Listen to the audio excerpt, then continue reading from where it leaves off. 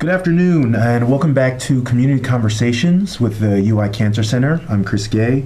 If you're joining us for the first time, Community Conversations is a weekly show we do where we highlight our UI Health community partners and different members of the UI Health team. And we also try and talk about our different programming at the UI Cancer Center and the different interventions that we're doing sort of across our different teams throughout the Cancer Center. Our aim, built around the UI Cancer Center's Bench to Community model, is to disseminate educational materials and other health information to the community.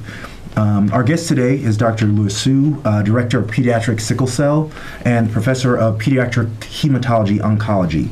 He's here today to talk to us about sickle cell. Mm-hmm. Good afternoon, Dr. Su. Thank you for joining us. So just to start off the show, Dr. Su, could you give us a brief introduction on what sickle cell is? Okay. So pleasure to be here. Thank you. So sickle cell is a blood disorder, and it's a problem with the red blood cells that carry oxygen. And because of the inherited problem with these red blood cells, they get stuck in the circulation, they don't do their job very well, and so part of the time people's blood doesn't flow, and that leads to either severe pain, or sometimes there's organ damage to kidneys, to heart, to brain, to liver, and these can accumulate over the years. So people with sickle cell can suffer a lot from time to time with these severe pain episodes, or they can just be having these day-to-day problems where the sickle cells are damaging parts of their body, so there's a shortened lifespan. Okay. How common is sickle cell disease? How many people, across the United States usually get the disease? So across the United States, it's probably about 100,000 people, so it's not the most common disease. Okay. And this is something that is inherited, so it disproportionately affects certainly families. And in those families, it's passed along by genetics. So by statistics, it's about 1 out of 400 African Americans, about 1 out of anywhere from 1,200 to 1,500 Latin Americans, Latinos in the United States. And it depends on where you're from. Okay.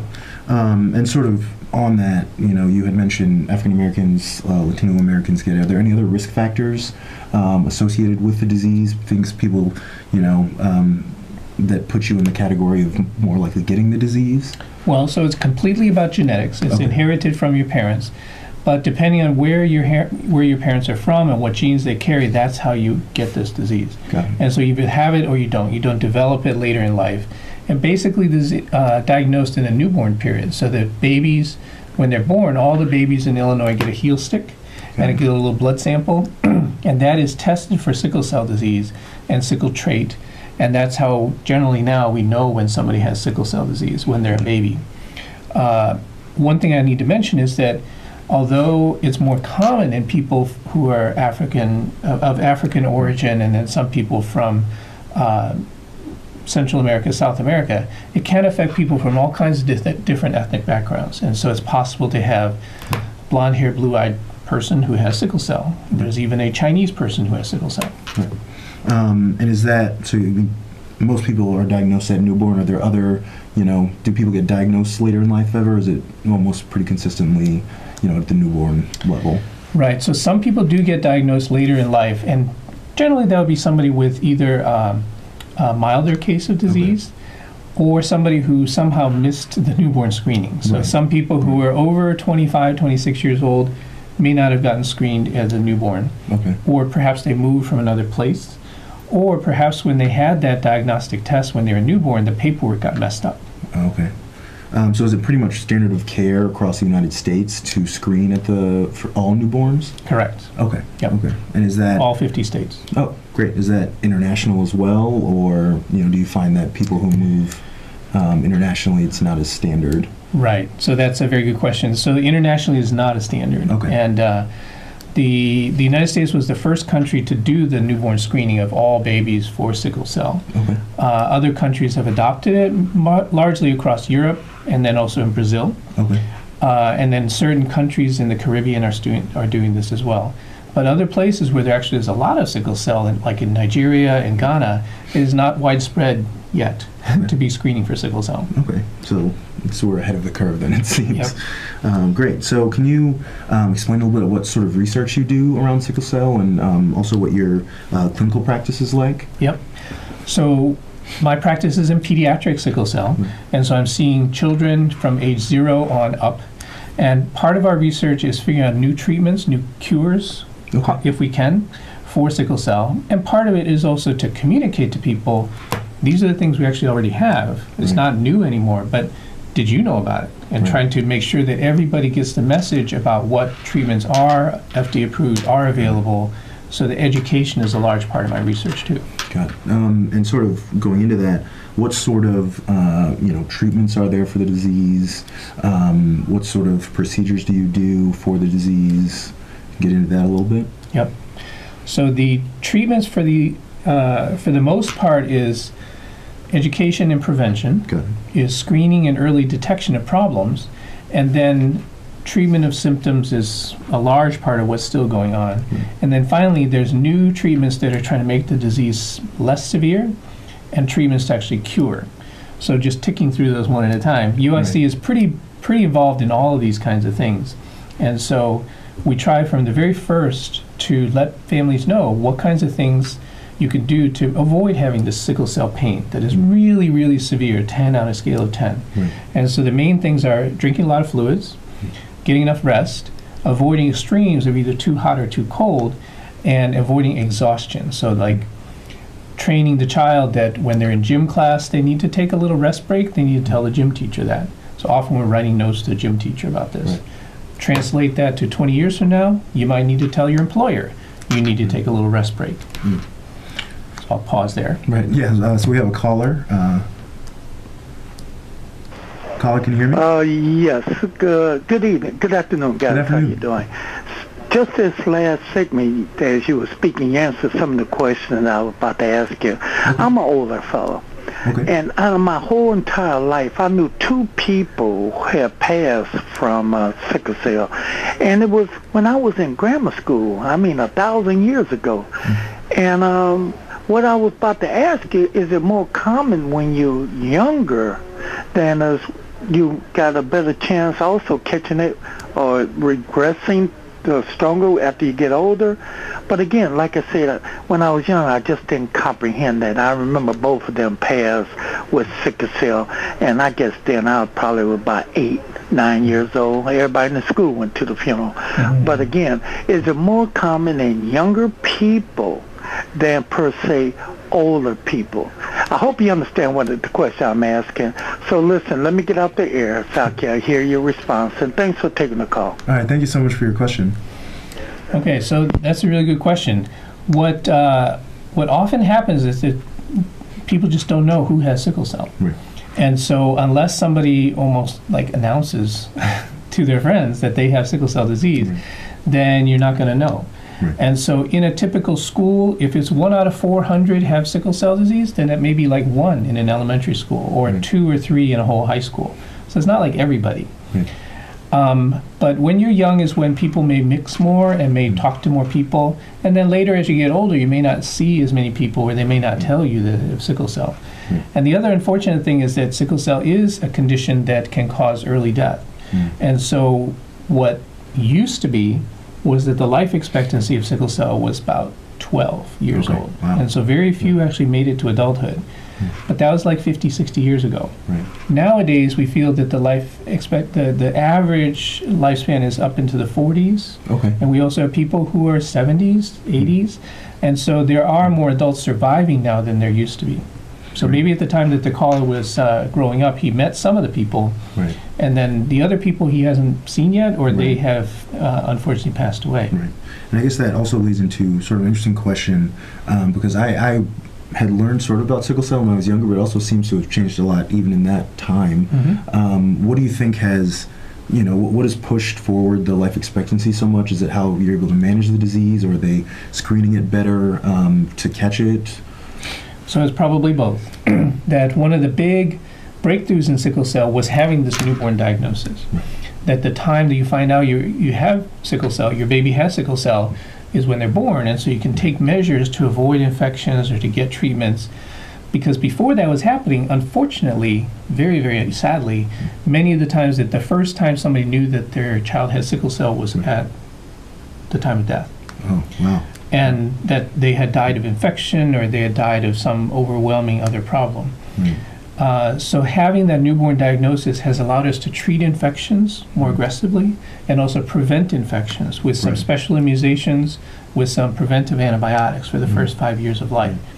So those have made a huge difference and have actually allowed adults to survive.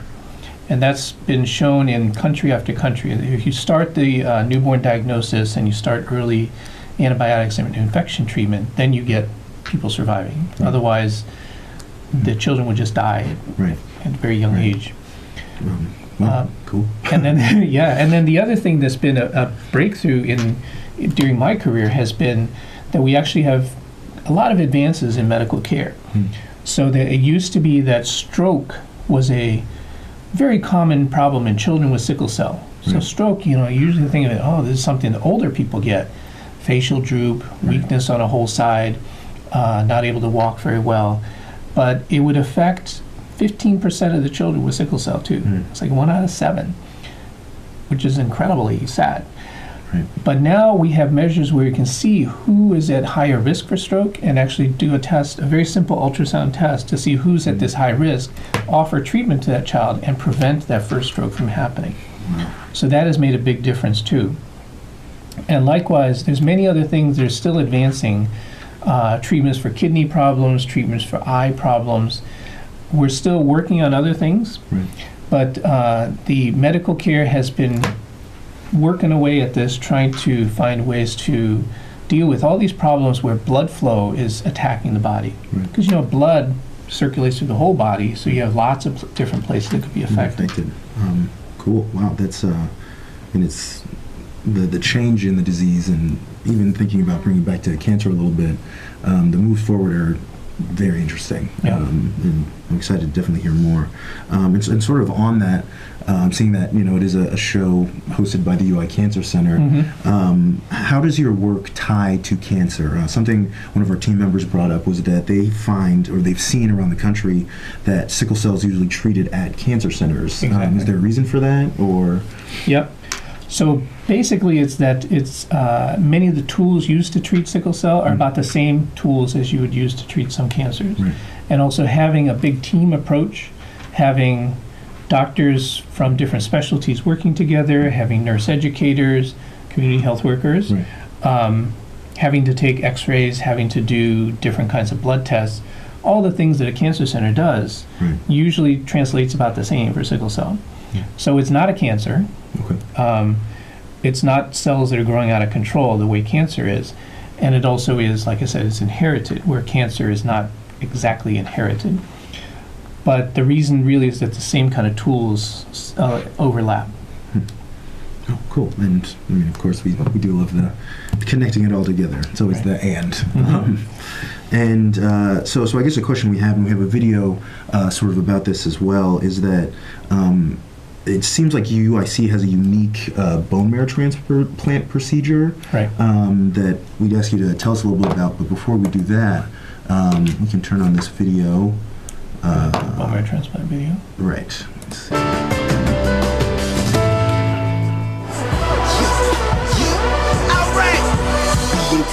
I see your blessing truly come to you while on a journey to a cure. You and Deli said for sure everything will be alright. Drop said it will be okay.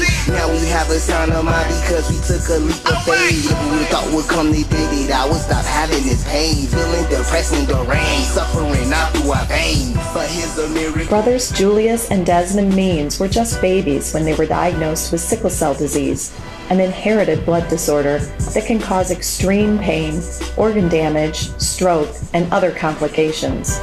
I was just totally prepared to live out my whole life with sickle cell. As many as 100,000 people in the United States are affected by sickle cell. The disease causes red blood cells, shaped like a sickle or crescent, to become hard and sticky. These abnormal cells deliver less oxygen to the body's tissues.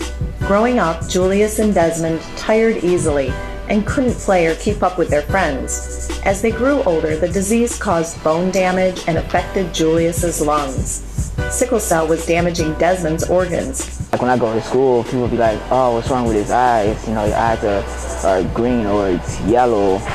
Like, what's wrong with that?" I'm like, well, I got something called sickle cell disease. But the brothers no longer suffer from sickle cell.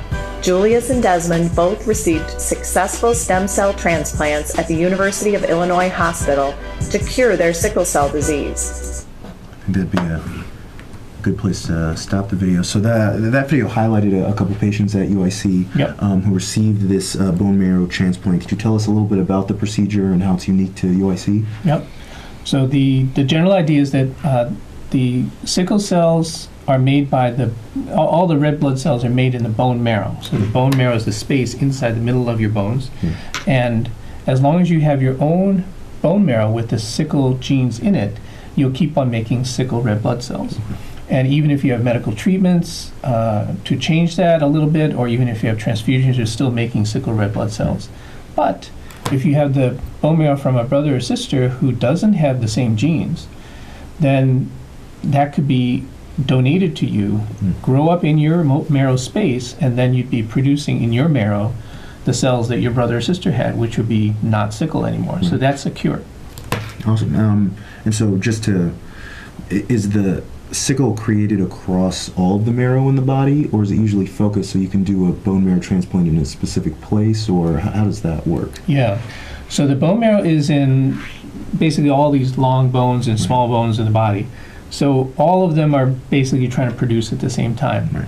When somebody does a bone marrow transplant, you have to do some pre-treatment of the person with sickle cell to reduce their bone marrow or to allow the body to accept the new marrow that comes in. But you don't actually have to cut like a surgery. The new bone marrow is hung in a bag that looks just like a blood transfusion bag. It comes into a vein or a special line and then finds its way through the bloodstream to the places where it's supposed to grow, and it grows. And it's more like a blood transfusion when you're actually doing the procedure. So there's no surgeon knives involved in the transplant. But there's a lot of immunology adjustment. And so what this is doing is actually having somebody else's cells growing inside of you. And the approach that's being taken at UI Health is really kind of like a kidney transplant or heart transplant. That you have to adjust the immune system, allow the host cells and the donor cells to get along. And so there's immune suppression medicines, immune modulation, trying to make the immune system say, okay, I will accept having this other person's cells growing in me and have that be a long-term thing. The nice thing about the bone marrow and the blood system is that often the host and the donor cells actually do learn to get along with each other. And you can dial down, my colleagues in bone marrow transplant will dial down the immunosuppression medicine so you don't have to be taking it all the time. Can also come off their pain medicine. They can come off some of the other things. And so that is really, really gratifying when you can have all that happen. But these two brothers they have a fabulous story. I don't know if you're going to play the rest of it, but the two brothers both had sickle cell, and they had another brother who had sickle trait, and he was a match for both of them. So he donated marrow and cured one, and then he donated marrow again, and he cured the other one. Wow. And these two guys are very different personalities.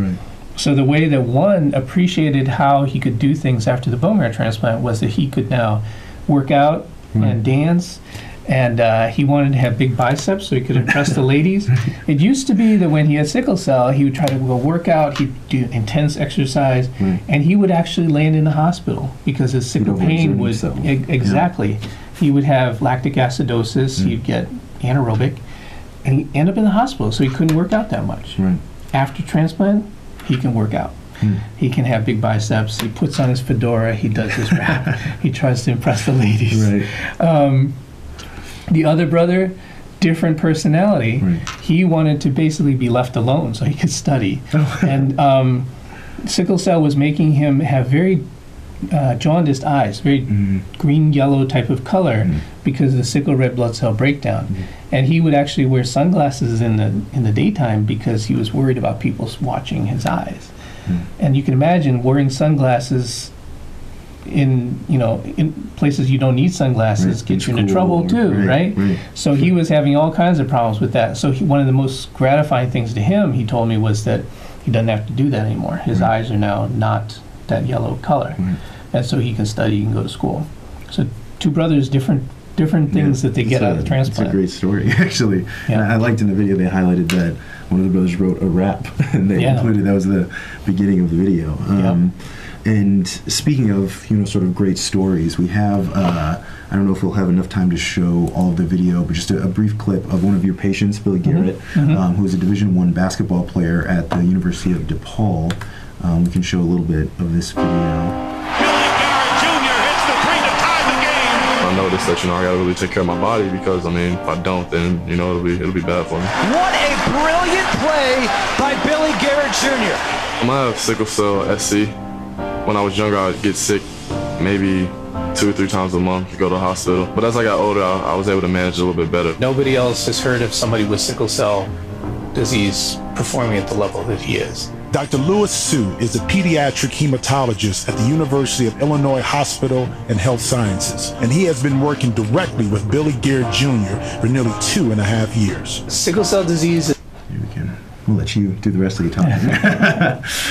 So tell us a little bit about Billy Garrett and his really cool story. Well, you notice he's Billy Garrett Jr. Right.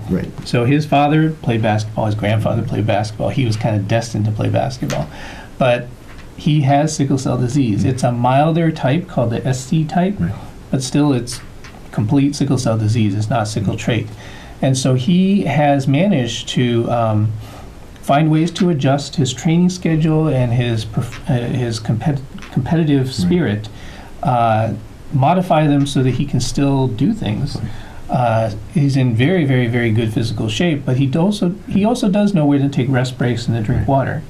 And so he has learned that if he pushes himself a little bit too hard one day without being in complete good shape, then he might have pain. And if he pushes it way too much, then he's going to miss a lot of games, and it's not good for his team. So when he's playing, maybe he's not the star, but he's very, very good, and his team wins. When he's out because of pain, his team loses. So his teammates have actually learned to encourage him. It's like, you're going to drink that water, right? Don't forget to drink your water. Catch your breath a little bit, take a break. So that he has worked out with his coach that during the basketball game, he will come out at just the right time that he can have a maximum time to catch his breath. Definitely drink some water, take it, so that he can perform at 99% or 100% as much of the time as he can, not push it to that 110% where he's going to get the lactic acidosis and all the pain. So he's been able to do that, which is, I think really he's the only person in the world that I know who's playing basketball at that level. There's a few other athletes with sickle cell who may not be performing quite at this level. And so it's been very, very, very nice to get to know him. And I got to mention that he's also academic All-American. So he's not just playing ball, he's also studying. Great. And this is great to hear. Not only, and thank you again for coming on, we're nearing the end of our show, but to hear that it's a manageable disease now. There's a lot of screening to get out there so that, it's progressed, moving forward, that the disease is, better understood. And also, but you can, as Billy Garrett's an example, even though he is, stands out and is unique, that you can, hit great heights with it. I think that's really, really cool. Before we go, we can, of course, highlight, your information here if anyone has any questions about sickle cell, they can contact Dr. Sue here at this phone number, 312-996-7416. And of course, if anyone has any questions about the UI Cancer Center, you can contact us at the information shown on the screen. Call us at 312-996-8503. Also, all of our information is shown at cancer.uiillinois.edu. And Chicago Sickle Cell. Chicago Sickle Cell as well would also be a good place to go if you have any questions. Again, thank you so much for coming on, Dr. Sue. We really appreciate it. With the last couple seconds, is there I guess any cool thinking about the future of, we might be running a little bit close to time, but of sickle cell, is there, any big note you would want to hit? I think there's a huge amount of progress. If anybody knows sickle cell, knows a person with sickle cell who isn't getting care, make sure that they do plug in and take advantage of the modern care that there is. Don't miss out. Fantastic. Well, thank you again, Dr. Sue. This has been Community Conversations with the UI Cancer Center.